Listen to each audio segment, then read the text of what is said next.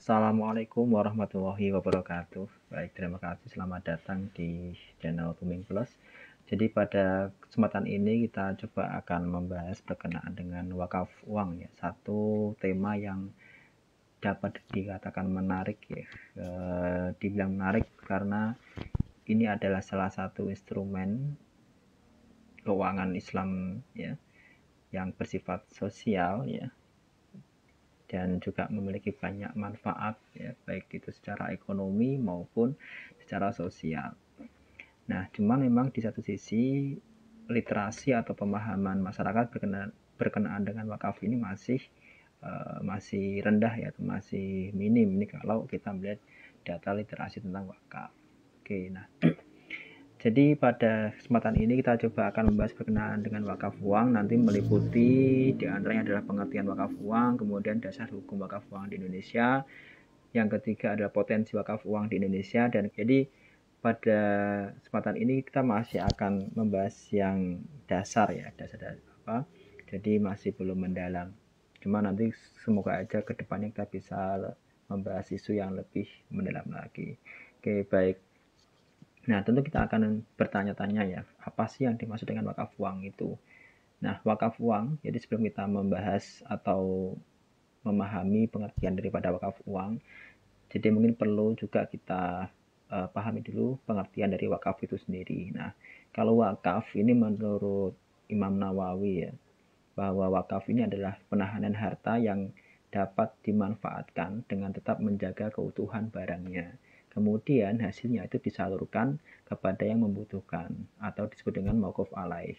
Nah, dari pengertian ini maka bisa kita pahami bahwa pada prinsipnya barang wakaf itu tidak boleh berkurang. Ya, ini yang membedakan dengan apa namanya, sedekah ataupun zakat ya. Kalau kita bicara sedekah, infak, zakat itu maka harta pokoknya itu boleh berkurang.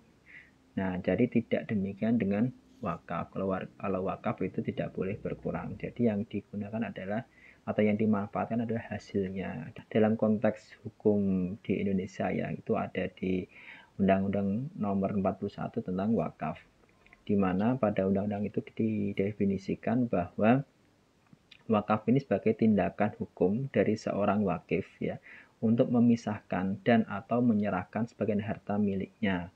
Jadi guna dimanfaatkan selamanya atau dalam jangka waktu tertentu sesuai dengan kepentingan untuk ibadah maupun kesejahteraan umum. Oke. Nah, dari sini berarti tadi disebutkan bahwa memisahkan untuk selamanya atau dalam jangka waktu tertentu. Berarti di sini dari jangka waktu itu bisa kita pahami bahwa wakaf itu bisa bersifat selamanya, bisa bersifat temporary. Jadi tidak semua wakaf itu harus diserahkan hartanya kepada pengelola atau najir itu secara abadi atau selamanya, enggak. Jadi bisa bisa bisa dalam waktu tertentu saja gitu. Jadi misalkan kita mewakafkan, contohlah di wakaf uang gitu ya, saham misalkan, kita bisa tuh mewakafkan saham kepada pihak tertentu, tetapi dengan jangka waktu tertentu, misalkan dalam waktu 1 tahun atau 2 tahun. Nah, setelah 2 tahun itu kemudian kita ambil lagi itu tidak apa-apa, tapi yang jelas di awal sudah kita apa namanya, ada semacam kesepakatan begitu ya, jadi antara wakif dengan pengelola harta wakaf, jadi itu. Nah, jadi itu dari sifat waktunya ya. Nah, kemudian wakaf uang sendiri. Nah, wakaf uang ini bisa kita artikan sebagai wakaf yang dilakukan seseorang atau kelompok ya, atau lembaga, baik itu dia berbadan hukum maupun tidak ya. Nah, dalam bentuk apa? Dalam bentuk uang. Nah, uang di sini pengertiannya itu tidak hanya uang apa namanya, dalam uang yang kita kenal sehari-hari itu ya, berupa koin atau lembar kertas itu. Tetapi uang di sini bisa kita maknai sebagai bentuk uang yang beragam ya, seperti apa? Seperti tabungan, seperti surat berharga begitu. Jadi macam-macam. Konteks teknisnya adalah kita mewakafkan satu kita mewakafkan harta itu berupa uang ya, baik uang tunai maupun uang yang kita maupun dalam bentuk surat berharga atau tabungan. Nah, jadi itu makna atau pengertian daripada wakaf uang itu sendiri ya. Nah, yang kedua coba kita membahas tentang dasar hukumnya. Nah, dasar hukum wakaf uang di Indonesia, maka kita bisa mengenal ya. Yang pertama itu adalah fatwa DSN MUI ya, di mana pada tanggal 11 Mei tahun 2002 itu MUI sudah mengeluarkan fatwa tentang uang, di mana dalam fatwa itu menyatakan bahwa uang itu hukumnya jawaz ya, atau boleh. Nah, kemudian itu diperkuat lagi ketika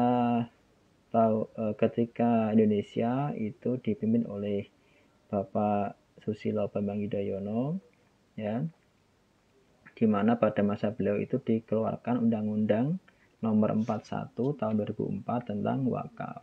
Nah, di undang-undang itu secara detail juga diatur ya tentang wakaf uang, baik mulai daripada pengumpulan sampai dengan pengelolaannya. Jadi itu yang berkenaan dengan dasar hukum wakaf uang di Indonesia. Nah, yang ketiga potensi. Nah, bicara potensi wakaf uang di Indonesia, maka ini sebenarnya banyak informasi ya, atau banyak sumber yang mengatakan dengan potensi wakaf uang itu ya. Nah, tetapi kalau kita lihat informasi dari BWI, Badan Wakaf Indonesia, itu yang dilansir daripada Sistem Informasi Wakaf atau SIWAK ya, Kementerian Agama, bahwa potensi wakaf tunai di Indonesia itu bisa mencapai 180 triliun per tahunnya. Jadi lumayan besar ternyata potensi wakaf uang di Indonesia ya setiap tahunnya. Jadi sampai 180 triliun rupiah per tahunnya. Nah, tentu ya dana ini bisa kita manfaatkan, bisa kita gunakan untuk keperluan baik itu bersifat sosial, ekonomi maupun pendidikan ya. Jadi dengan kata lain ya, potensi yang sangat besar ini sebenarnya kalau wakaf uang itu bisa kita produktifkan, bisa kita kelola dengan baik ya, maka hasilnya atau hasil dari wakaf uang tadi itu bisa kita manfaatkan untuk membiayai sektor-sektor mana yang memang memerlukan pembiayaan, misalkan sektor kesehatan maupun sektor pendidikan gitu. Jadi memang wakaf tunai ini dia bersifat lebih fleksibel ya daripada wakaf wakaf tanah ya. Jadi mungkin perlu kita sampaikan juga bahwa kalau dari jenis barangnya ya, maka wakaf itu bisa kita bedakan menjadi dua, yakni wakaf untuk barang tidak bergerak dengan wakaf yang barangnya bergerak atau barang bergerak gitu ya. Jadi kayak uang ini bisa dibilang dia adalah barang bergerak karena bisa diputar gitu kan, bisa diinvestasikan gitu. Nah, jadi itu berkenaan dengan potensi wakaf ya. Jadi bisa kita pahami cukup besar potensinya, dan itu kalau dikelola dengan baik oleh pemerintah maupun pihak swasta saling bersinergi gitu kan, maka nanti hasilnya itu bisa untuk membantu pemerintah dalam membiayai sektor mana yang memang memerlukan pendanaan ya. Tadi yang kita bilang baik itu sektor kesehatan maupun sektor pendidikan maupun keagamaan gitu ya.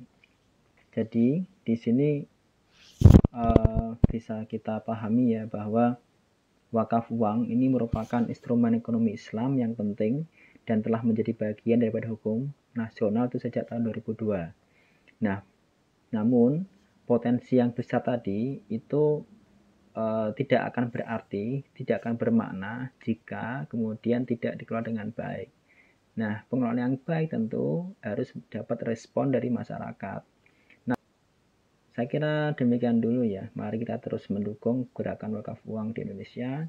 Dan dalam video ini saya mohon maaf ya apabila mungkin materinya masih terlalu dasar, karena ini masih pengenalan dulu. Dan nanti insya Allah kalau ke depan jika diizinkan kita akan membahas berkenaan dengan isu-isu krusial wakaf uang yang lainnya yang lebih mendalam. Baik, terima kasih. Mohon maaf. Assalamualaikum warahmatullahi wabarakatuh.